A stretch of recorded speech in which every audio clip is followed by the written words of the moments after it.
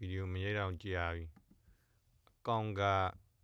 လောတဲ့180ချက်ထိတော့တက်သွားပြီဟိုအရင်တစ်ခေါက်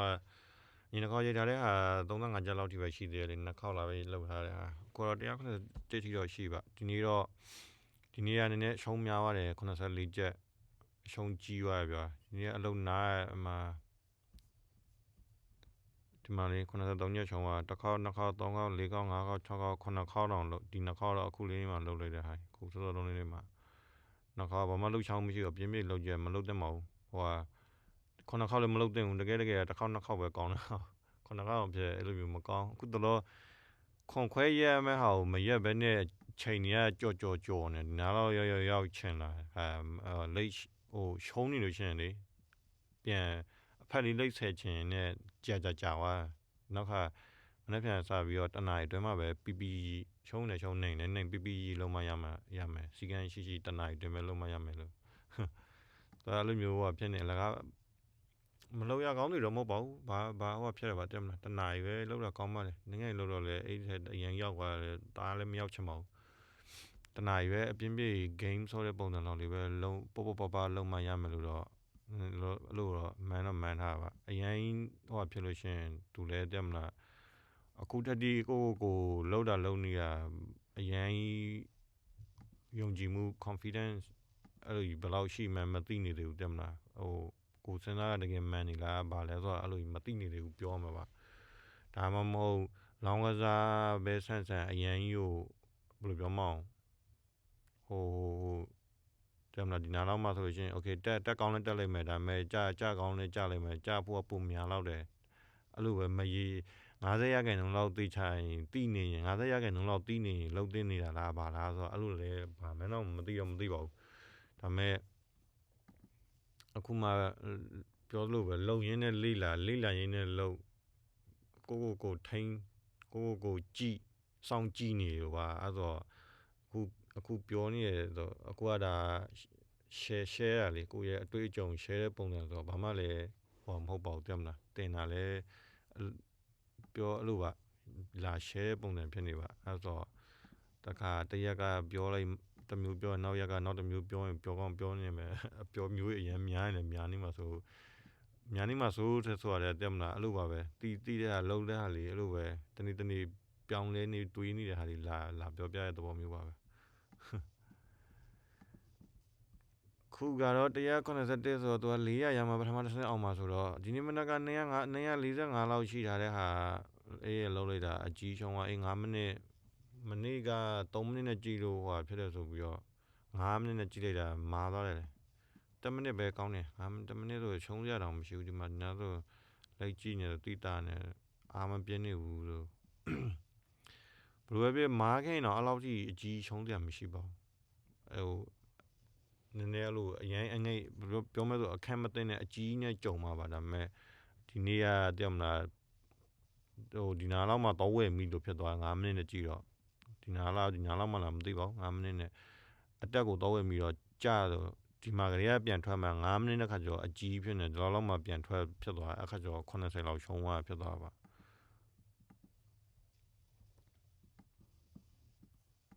မလေး9မိနစ်နဲ့ဒီနာမှတက်နေတယ်ဆိုပြီးတော့2တိုင်လောက်စားလို့တက်လောက်ပါပဲအများကြီးတော့မတက်မှန်းတော့သိရဒါပေမဲ့နည်းနည်းလေးတော့တက်မယ်လို့တော့မန်းလိုက်တာအဲ့လိုမန်းလိုက်တဲ့အခါကျုံနည်းလေးတော့မတက်ပဲနဲ့အတကုံပြန်ကြကြည့်တော့အခုလေးကြကောင်းတော့အဲ့ဟိုတက်မယ်အေးနည်းနည်းလေးပြန်တက်မှာပဲဆင်းမဲ့လို့လှုပ်ထားရင်တော့အကောင်ရှုံးပြီပေါ့ကျုံတောက်လျှောက်လုံးဝမတက်အဲ့လိုမျိုးလေရှိတာပဲကျုံဒီမှာအဲ့လိုအဲ့ဆိုဒါပေမဲ့5မိနစ်ကကြည့်နေကြလဲမဟုတ်ပဲနဲ့ကြည့်ရခက်ပါတယ်မနေ့က3မိနစ်နဲ့ကြည့်ဟိုဖြစ်တယ်10မိနစ်နဲ့ကြည့်ရတိတ်မပေါ်နေလို့3မိနစ်ကိုသွားကြည့်ပြီးတော့ဟိုအဆင်ပြေတရောင်ဆိုပြီးတော့အဲဆို3မိနစ်နဲ့ကြည့်ခဲ့မယ်ဆိုရင်တော့ဒီမှာဆိုအေး10မိနစ်နဲ့3မိနစ်ကနည်းနည်းဆင်တယ်5မိနစ်ကနည်းနည်းကွဲသွားသလိုပဲ3မိနစ်ကြည့်တော့မှအဲ့လောက်ထိမယူလို့စရာအကြောင်းရင်းမရှိပါဘူးလို့ဒီနာတော့မှဝင်ခဲတော့မှအကျုံးဒီမှာထွက်မထွက်ရင်နောက်စောင့်လွန်သွားရင်တော့ဒီမှာပြန်ထွက်လောက်တယ်ဒါပေမဲ့အေးပါဒီမှာ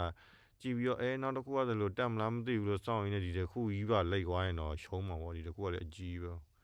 ခါကျော် ဘယ်လိုပြောမလဲအကောင်က9000ပဲရှိတော့အခုလောက်တဲ့အမောင်က1မိနစ်အရန်ကြီးပြောမလို့ရှုံးက200ထိပဲရှုံးလို့ရတော့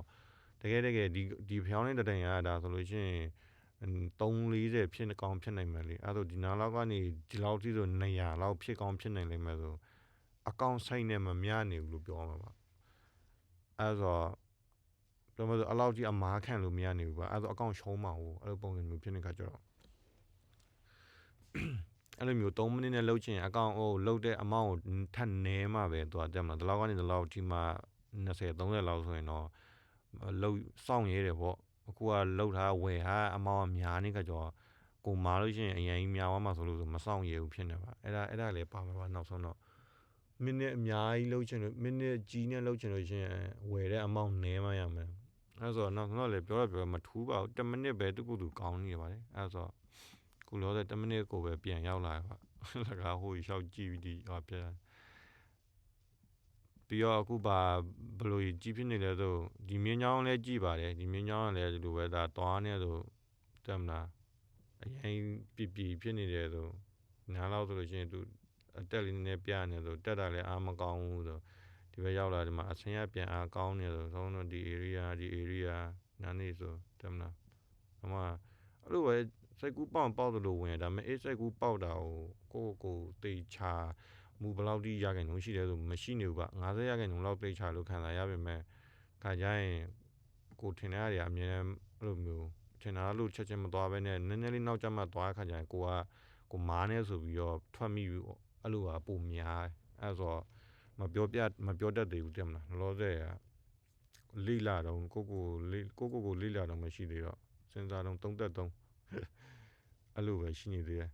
ဒါပေမဲ့လို့ပြီးွားကြည့်လိုက်ရှင်တော့တင်မလားဒီဘက်အစွန်းနဲ့လက်ကြီးနေတော့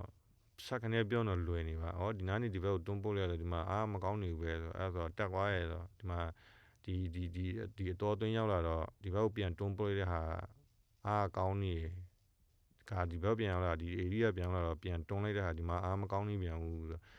အခုအဲ့လိုမျိုးနည်းနည်းလေးစောင့်ဖို့လိုနေလို့ခံစားလာရပါဒီ6ခွဲချင်းမှတတိုင်လေးအဲ့လိုပေါ်တဲ့ရက်လည်းရှိပါတယ်အရင်တိတာနေတော့ဝင်စားကောင်းစားဒီလိုကြီးမတိတာကိုရှုပ်ထွေးနေမယ်ဆိုရင်တော့စောင့်တင်တယ်လို့အခုထင်လာရပါသိမလားစောစီးဝင်မဲ့အစားဒီမှာဆိုလို့ချင်းဆိုမသေးချနေသေးဘူးဒါဆိုလည်းမသေးချနေဘူးအဲ့ဒါဆိုဒီမှာအစင်းဝင်နေဆိုသိမလားဒါတစ်ခါအစင်းဒါနှစ်ခါပြန်အစင်းဆိုအဲ့လိုမျိုးအဲ့လိုချင်းဒီမှာကျုံနတ်တိုင်ဆိုကျုံနော်ဒီမှာဒါနတ်တိုင်လို့နတ်တိုင်ထိတာစောင့်နီးဆိုရှင်ပြောမှဒီတိုင်မဆင်းမဲ့ကြီးနတ်တိုင်အဲ့ဒီလိုအမြင့်တက်သွားအဲ့လည်းအချုံကြီး450လောက်ရှုံးမှာပဲအဲ့လိုမျိုးပါကြည့်ရမယ်ပါဘယ်လိုလဲဆိုတော့မသိသေးဘူးအရှုံးလဲဘယ်လောက်ရှုံး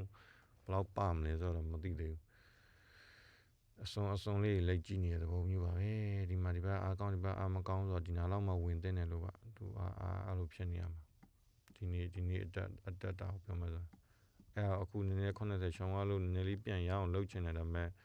လှုပ်ရှားမှုလည်းမရှိဘူးလှုပ်လည်းမလှုပ်တဲ့တော့ပါဘူးဒီမှာဒီအတော်တွင်းနေဒီဘက်ကိုလာတယ်ဒီမှာဒီအတော်တွင်းကဒီနားမှာမကောင်းနေဘူးဒါပေမဲ့ဒီနားလေးမှာလာကောင်းနေတော့နည်းလေးလာတယ်ဒီနားလေးပြန်တွန်းထုတ်နေတဲ့ဟာအဲ့လိုပါအဲ့လိုလေးနည်းနည်းကြည့်ရတဲ့ပုံမျိုးပါဒီဘက်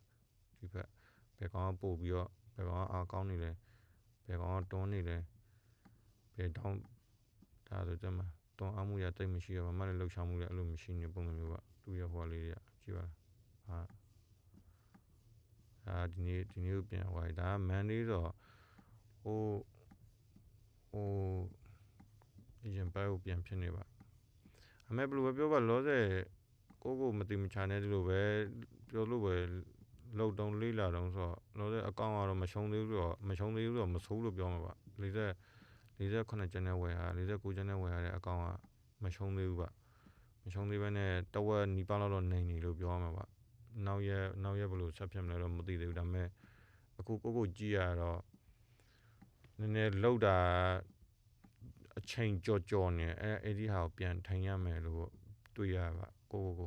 ပြီးကြရင်စဉ်းစားရလေးကနည်းနည်းလေးလွယ်နေသေးရပါစဉ်းစားရတွေကမြင်တာရတာနဲ့စဉ်းစားတာလွယ်နေသေးတော့တခါကျရင်ကိုတိတ်အားမရသလိုလည်းဖြစ်တယ်ဒါပေမဲ့လည်းအဲ့လိုပဲလောဆယ်လေးလာလုံးဟောဖြစ်တော့မာသူကလည်း လောက်တာမှမဆန့်ရတာကိုအဲ့တော့မားတော့ရှိမှာပဲဒါပေမဲ့တမလားအရင်ဘာမှမလို့တိရလေးဟိုကိုတိတယ်လို့တွားလဲရင်အဲ့ဒါဆိုမနေဟိုဖြစ်ပါတယ်စိတ်ထဲမှာအဆင်ပြေပါတယ်ကျဉ်းနေပါတယ်တမလားဒါဆိုရင်နာတက်နေတော့ဒီနာကြည့်ရှင်အာမကောင်းဆိုအာမကောင်းမတက်သွားဆိုစခါကျရင်လူကလိတ်ပြီးတော့နေဝင်စားကြအဲ့လိုမျိုးတော့အဲ့ဆိုချင်းဘယ်လိုပြောမလို့မတိချပဲနဲ့လိတ်နေပုံစံမျိုးဖြစ်နေပါအဲ့လိုမလုပ်တဲ့မနဲ့ကိုဘာတီးနေလေတီးတဲ့ဟာကိုတီးတာခါမှာတိချအောင်လိတ်ပြီးတော့တီးရမားနေလို့ရှိရင်တော့အေးအဲ့မားွားရပါအဲ့လိုမျိုးတီနဲ့မားချင်တယ်တီနဲ့မှန်ချင်တယ်အဲ့လိုပြောချင်တာပါဟိုကမူကူတူတော့မဟုတ်ပါဘူးအဲ့လိုအလင်းစလို့မဝင်ချင်မလုပ်ချင်ပုံစံမျိုးပါနားနေအခုဆိုရင်ဟိုတွန်းလိုက်ကြည့်မှဆိုကြည့်ဒီနားနေကျောင်းသူရဲ့ဒီဘက်မှန်ဒီဘက်ဆိုအပေါ်တက်တဲ့ဟာအားမကောင်းဒီဘက်ကနေပြန်ပြီးတော့တွန်းထုတ်လိုက်တဲ့ဟာတွေမှာအားတွေကကောင်းတယ်ဆိုတော့တော်တော်မှဝင်အဲ့လိုပြန်ခါပြန်ဒီဘက်ကပြန်တွန်းထုတ်တဲ့အားမကောင်းတော့ကြည့်ပါတေးနေနည်းနည်းပဲတက်ဒီမှာပြန်တွန်းတော့အားမကောင်းသေးရနည်းကြီးအဲ့လိုပါဟိုတွန်းထုတ်ဒီတွန်းထုတ်အားကောင်းတဲ့ဘက်ကိုလိတ်အချင်းကြီးလိတ်ဝင်လို့ပါနောက်ဆုံးတော့လည်းဘာမှလည်းဟုတ်ပါဘူးအဲ့အကြီးမှန်တဲ့လူကမှန်လို့ပြောမှာလားဒီဘက်တွန်းထုတ်မယ်ဒါတွန်းထုတ်တယ်အဲ့ဒီကဒါဆိုလည်းဒီအောက်ထီရောက်သွားပဲနော်လို့ပြောပြီးတော့ဒီနားလေးမှာတစ်ချက်လေးပဲပြန်တက်ပြီးတော့မှကျောင်းမှာဟုတ်တာပဲကျောင်းတွန်းထုတ်လိုက်တာအားရပါရအင်းဆိုချက်ချင်းဒီနမဝင်ပြီးတော့ချက်ချင်းရောမကြပါဘူးပြန်တော့တက်သွားသေးတယ်လေကျောင်းဒါပေမဲ့တစ်ခါကျရင်အဲ့လိုပဲလေ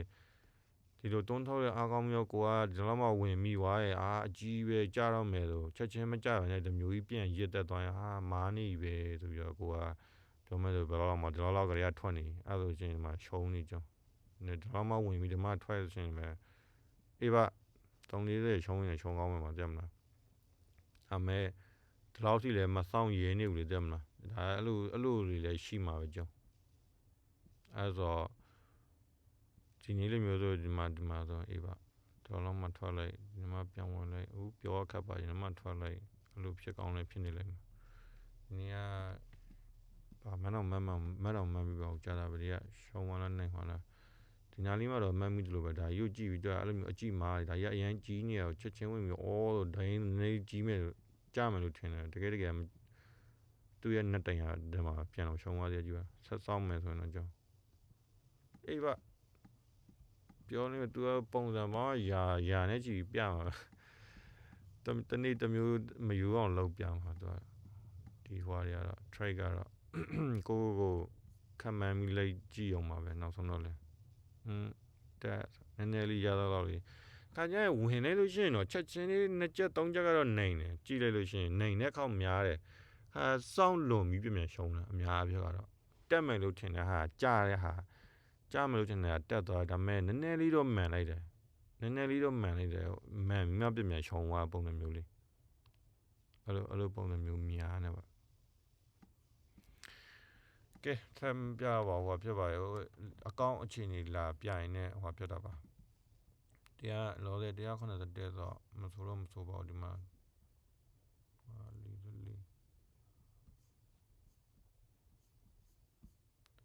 ဟုတ်ပါပြီ